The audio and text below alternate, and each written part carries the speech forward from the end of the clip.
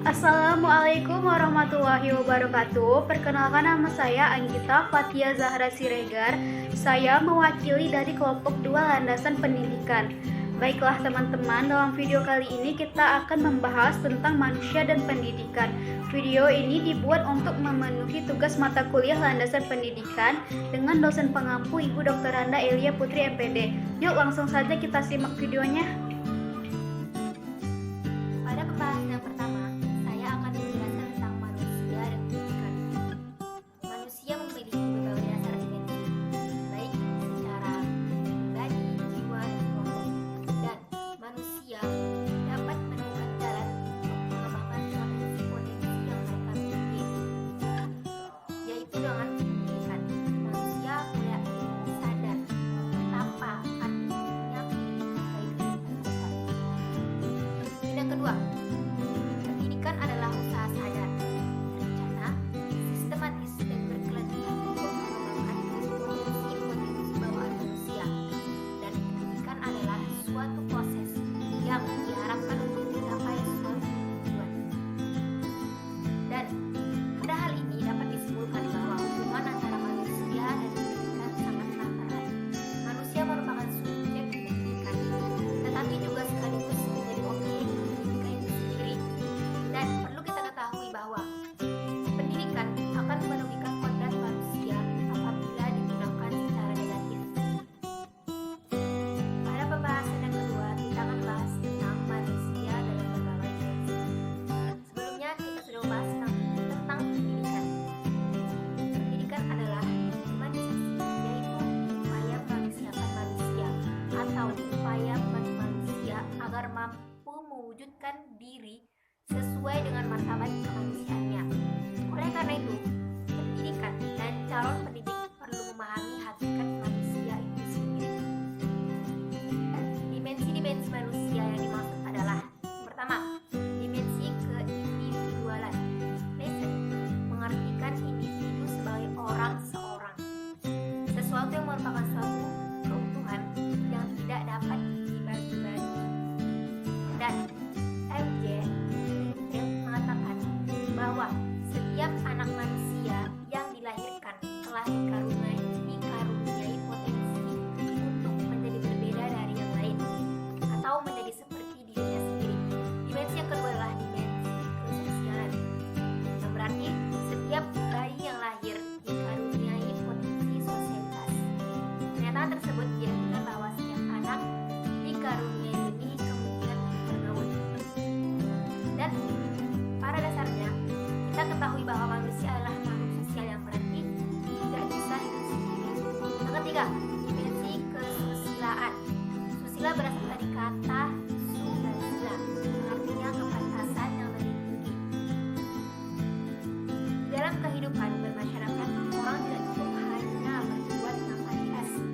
Jika dalam yang pantas atau sopan itu misalnya terkandung kejahatan terselubung, dan itu tidak pantas untuk kita turuti, dan itu harus kita lawan apabila ada kesusilaan yang tidak pantas pada diri kita sendiri.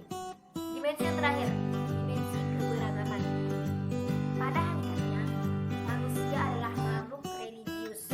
Sebelum manusia mengenal agama, mereka telah percaya bahwa di luar alam yang dapat dijangkau dengan perantaraan alat gunanya.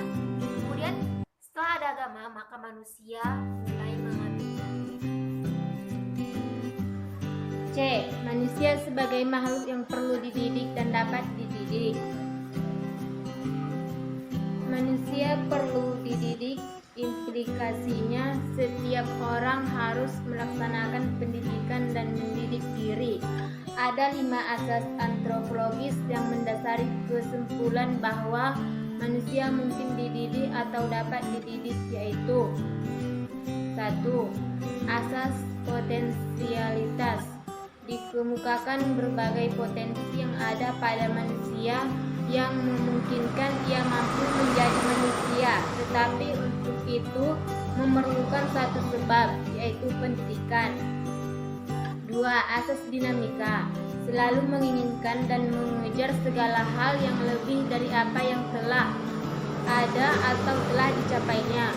Ketiga, asas individualitas, berbeda dari yang lainnya dan memiliki keinginan untuk menjadi seseorang sesuai keinginan dirinya sendiri.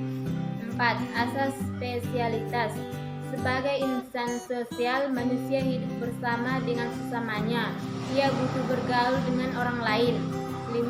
Asas moralitas, manusia memiliki kemampuan untuk membedakan yang baik dan yang tidak baik, dan pada dasarnya ia berpotensi untuk berperilaku baik atas dasar kebebasan. D. Pandangan ilmiah tentang manusia dan implikasi pendidikannya. 1.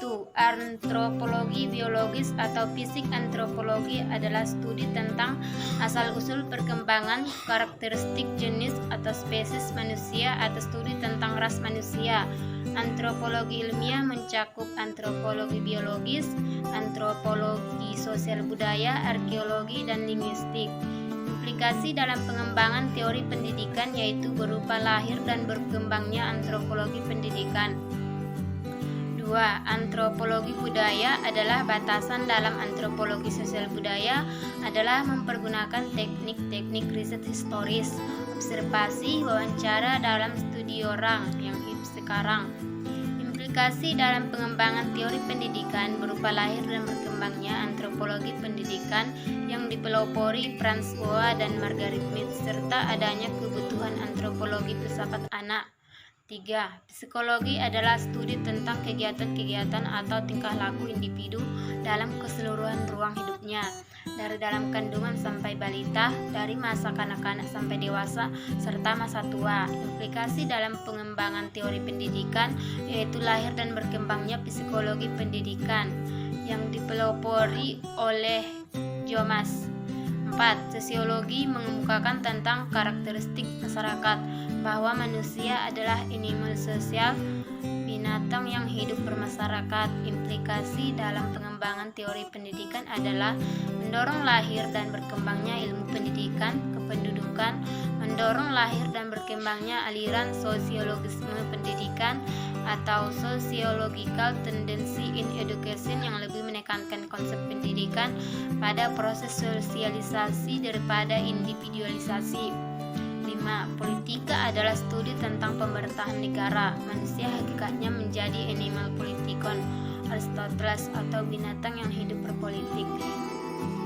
Pandangan filosofis tentang manusia dan implikasi pendidikannya. 1. Filsafat umum atau murni. Filsafat umum atau murni adalah sebuah studi tentang kebenaran alam semesta dan isinya. Berdasarkan filosofi, karakteristik filsafat sebagai berikut. Pertama, kritis, yaitu berpikir mengungkapkan dan memecahkan masalah secara menyeluruh. Kedua, spekulatif, yaitu berpikir menerobos melampaui fakta atau data-data yang tersedia. Ketiga, fenomenologis, yaitu berpikir berawal dari gejala dan kemudian mencoba terus mengeluti, mereduksi hal yang tidak penting. Keempat, normatif, yaitu berpikir yang tertuju untuk mencari hal yang seharusnya. Selanjutnya, filsafat antropologi.